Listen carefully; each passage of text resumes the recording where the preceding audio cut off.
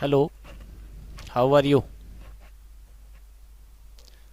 In previous lecture, we have to discuss how to find the minor, cofactor, and area of a triangle if the three vertices of a triangle is given, and equation of a straight line if 2 point is given. Now the most important part of this chapter determined adjoint of a matrix, then we have to find the inverse of matrix. Okay. So first of all we have to define adjoint of matrix.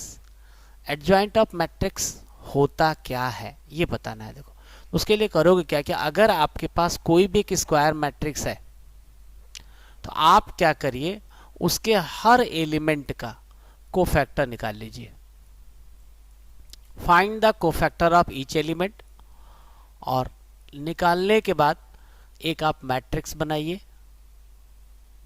और फिर उस matrix का जब transpose करोगे तो जो matrix मिलेगी हमें वही हमारा ट्रांसपोज होता है। जैसे फॉर एग्जांपल यहाँ पे एक मैट्रिक्स है, स्क्वायर मैट्रिक्स है 3x3 की, तो हम हर एलिमेंट का मान लीजिए स्मॉल a11 का कोफैक्टर कैपिटल A1, इसी तरह से a12 का ये आ गया। फिर हमने क्या किया, हर एलिमेंट का कोफैक्टर निकाल लिया। कोफैक्टर निकालने के बाद फिर जब उनको रखेंगे एक मैट्रिक्स होगी, जब इसका ट्रांसपोज करेंगे तो हमें एक मैट्रिक्स मिल जाएगी। तो डेफिनेशन हमारी क्या बनेगी, the adjoint of a square matrix is defined as the transpose of a matrix aij where aij cofactor of element small aij. Adjoint of a matrix is denoted by adj, a से लिखा जाता है। आइए हम लोग कुछ example solve करते हैं। पहले एग्जांपल में देखिए आप, find adjoint a for a। तो देखो ये 2x2 का एक मैट्रिक्स हमारा है, तो ये हमारा a11 होगा। तो इसका जो a11 आएगा तो आप इसके रो और कॉलम को छुपा दोगे तो ये +4 आ गया। इसके बाद a12 का माइनस साइन आएगा, और a12 का जब करेंगे तो इसके रो और कॉलम को छुपा देंगे तो माइनस साइन लिख देंगे। फिर a21 यहाँ पे होगा तो a21 2 + 1 3 माइनस साइन आएगा, और फिर हम इसके रो और कॉलम को छुपा देंगे तो यहाँ आ जाएगा। इसी तरह जब a22 की बात करेंगे हम लोग तो a22 का साइन पॉजिटिव आएगा, और फिर क्या करेंगे, we have to put the value of a11 a21 a12 a22। और इसके बाद आपके यहाँ इन्होंने तो डायरेक्ट ट्रांसपोज कर दिया। आप क्या करिए, पहले जनरली जैसे एडजॉइंट निकालना है पहले आप इनकी वैल्यू पुटअप कर लीजिए इस तरह से, और रखने के बाद जैसे मान लीजिए जैसे हमने निकाल लिया तो a11 हमारा आ गया 4, फिर a12 -1, a21 -3, ठीक, a22 ये 2। इसके बाद क्या करेंगे हम लोग, इसका ट्रांसपोज कर देंगे। तो जब इसका ट्रांसपोज करेंगे तो आपको मिल जाएगा एडजॉइंट ऑफ मैट्रिक्स ए।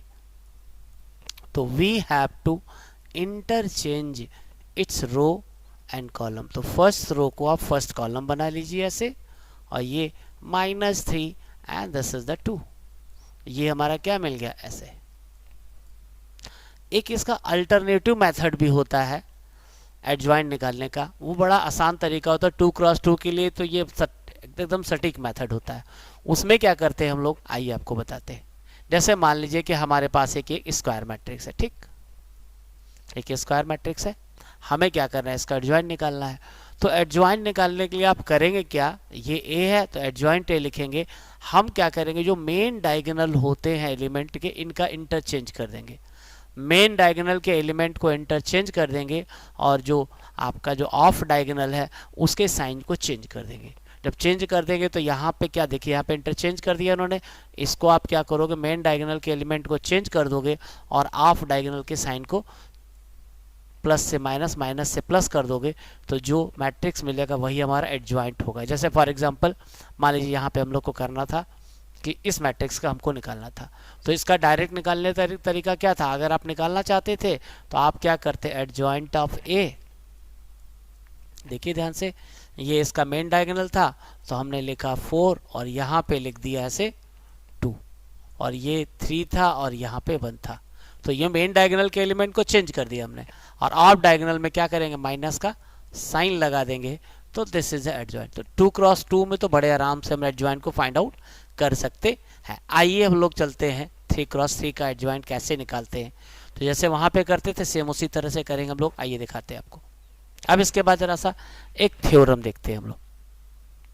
एक थ्योरम क्या है हमारे पास, ये कह रहा है if A be any square matrix of order n then A into adjoint of A is equal to adjoint of A into A, ये determinant of A into I होता है, where I is the identity matrix of order N.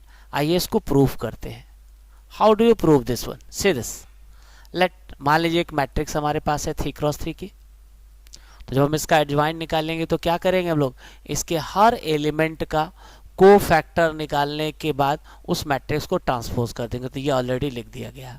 अब हमें क्या करना था, a into adjoint of करेंगे। जब आप a का एडजॉइंट मल्टीप्लाई करोगे तो इसके फर्स्ट रो का इसके फर्स्ट कॉलम मल्टीप्लाई करोगे तो a11 capital A11 plus A12 capital A2 plus A13 capital A3, ये क्या होता है, it is a determinant of. फिर हम लोगों ने पढ़ा था कि एलिमेंट आप R1 का लीजिए और को फैक्टर अगर आप इसके करस्पॉन्डिंग लेते हैं तो इनकी वैल्यू 0 आ जाएगी। तो ये भी 0 हो जाएगा, ये भी 0 हो जाएगा, और जब आप डायगोनल करेंगे तो इस तरह से ये आ गया हमारा। इसके बाद क्या करना है, दो चीज़ों को ध्यान रखना है कि जब मैट्रिक्स में हम लोग किसी नंबर से मल्टीप्लाई करते थे या कॉमन लेते थे तो मैट्रिक्स के हर एलिमेंट में, और डिटरमिनेंट में क्या होता था कि जब भी आप किसी चीज़ को कॉमन लोगे या मल्टीप्लाई करोगे तो उसके किसी रो या किसी पर्टिकुलर कॉलम है। तो यहाँ पे a इंटू एडजॉइंट ऑफ तो हमारा ऐसे आया, मैट्रिक्स आ गई है हमारा।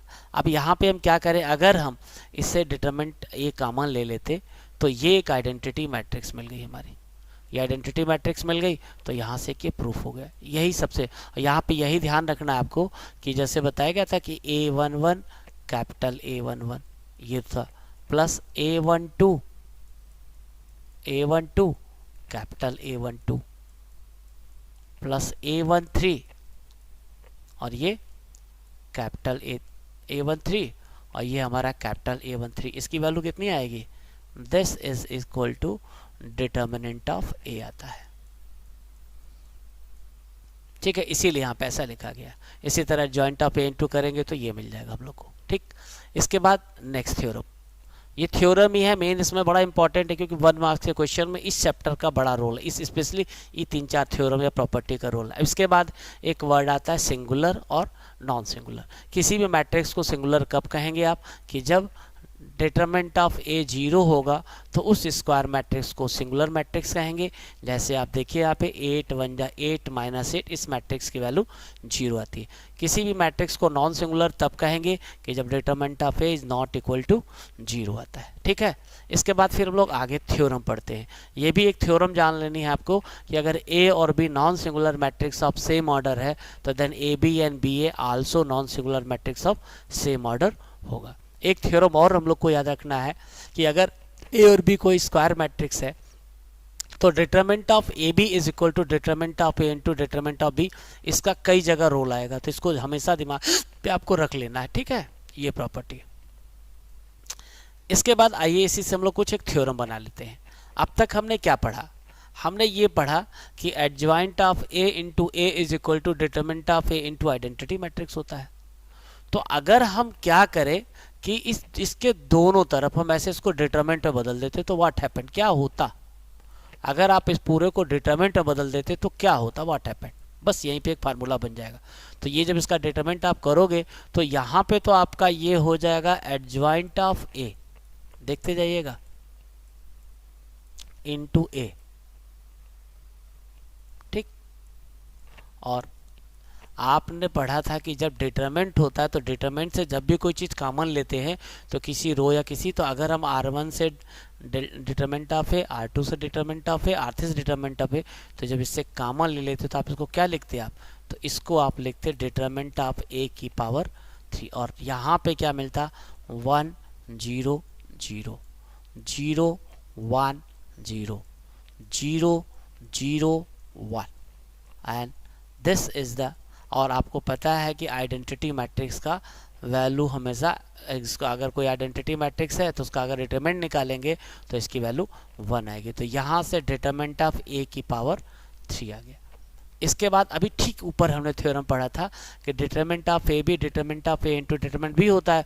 तो हम इसको क्या करते, यहाँ पे लिख देते एडजॉइंट ऑफ A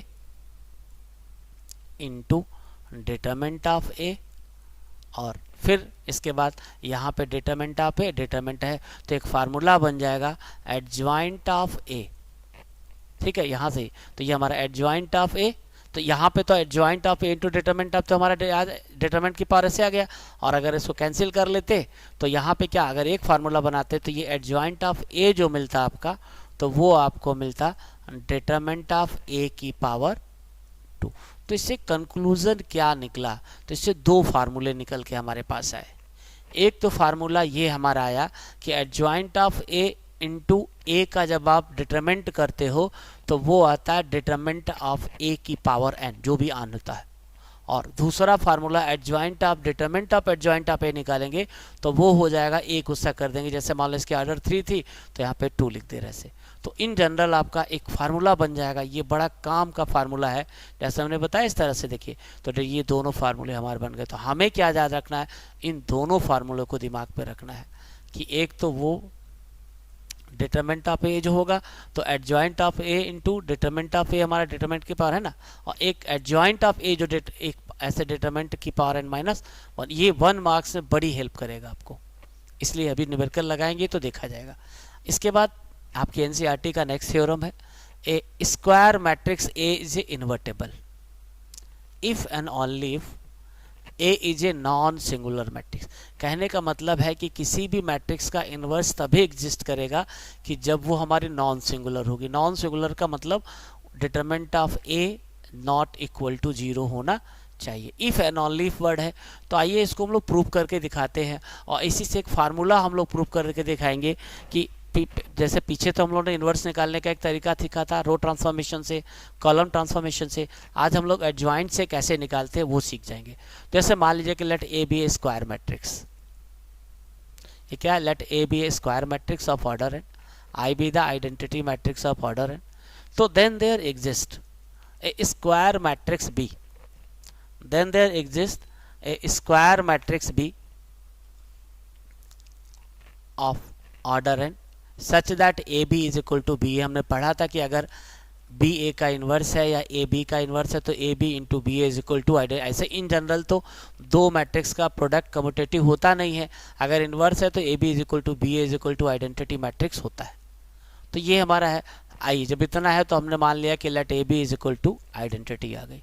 जब ए बी आइडेंटिटी आ गया तो हम क्या करें, दोनों तरफ अगर इसका डिटरमिनेंट ले लेते तो अभी हमने लिखा था determinant of A into B की जगह determinant of A into determinant B कर देंगे। हमको पता है किसी भी आइडेंटिटी मैट्रिक्स का अगर डिटरमिनेंट निकालते तो उसकी वैल्यू 1 आती है, ठीक। तो ये जब इससे ये प्रोडक्ट अगर determinant of A into determinant B is equal to 1 है तो इसका मतलब इससे ये प्रूफ होता है कि ए हमारा कभी 0 के बराबर नहीं होगा। It means A is a non singular matrix. अब कन्वर्सली उल्टा हम लोग मान लेते हैं कि let A be a non singular. अगर ये नॉन सिंगुलर है तो डिटरमिनेंट ऑफ ए 0 के बराबर नहीं होगा। अब हमें जो इन्वर्स का फार्मूला निकालना है तो जस्ट अभी पीछे थ्योरम उन्होंने पढ़ी थी कि A into adjoint of A is equal to adjoint of A into A determinant of A into identity होता है। बस यहीं से हमारा काम बन जाएगा।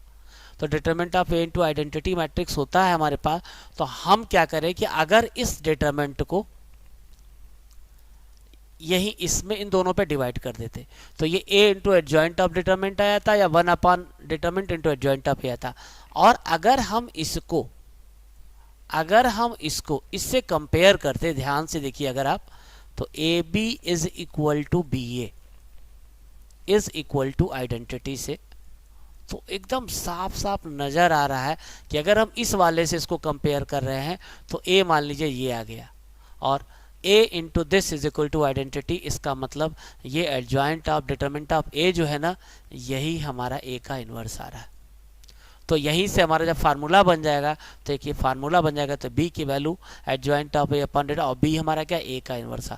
तो इस फार्मूले को एकदम आपको याद कर लेना है कि अगर किसी मैट्रिक्स स्क्वायर मैट्रिक्स का इन्वर्स निकालना है तो उसका फार्मूला होता है adjoint a upon determinant of a। कब, if determinant of a is not equal to 0। यही सबसे बड़ी कंडीशन हमारी है। ये एक समझ लिए कि जरा सा आपको ये सब निकालना आता है तो आपको इस चैप्टर में कोई डाउट नहीं होने वाला, ठीक।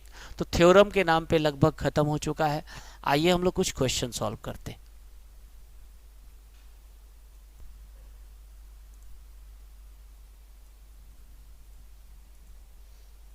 आइए डिस्कस किया जाए।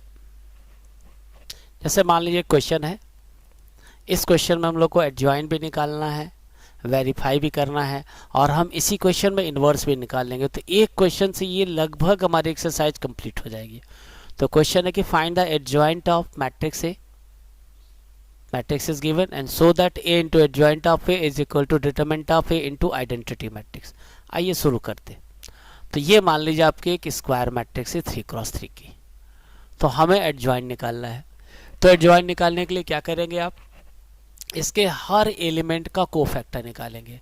तो जब आप इस वाले एलिमेंट का कोफैक्टर निकालेंगे तो इसको a11 लिखेंगे, यहाँ प्लस साइन, और इसके रो और कॉलम को हाइड कर दोगे तो क्या मिलेगा आपको 1 -2 -2 1। ठीक, इसी तरह से इसको जब आप सॉल्व करोगे a12 ये आपका है, तो a12 सॉल्व करोगे तो इसके रो और कॉलम को हाइड कर दोगे तो 2 2 -2 1, और 1 2 का जब करेंगे तो माइनस की पावर 1 + 2 ऑड होता है, इसलिए नेगेटिव साइन आ जाएगा।